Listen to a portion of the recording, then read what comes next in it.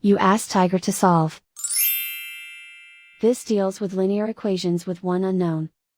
The final result is a equals -3. Let's solve it step by step.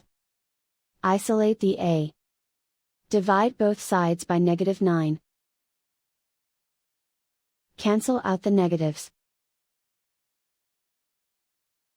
Simplify the fraction.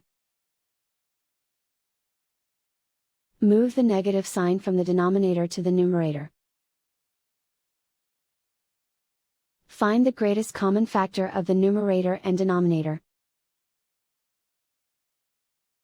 Factor out and cancel the greatest common factor. And so the final result is a equals -3.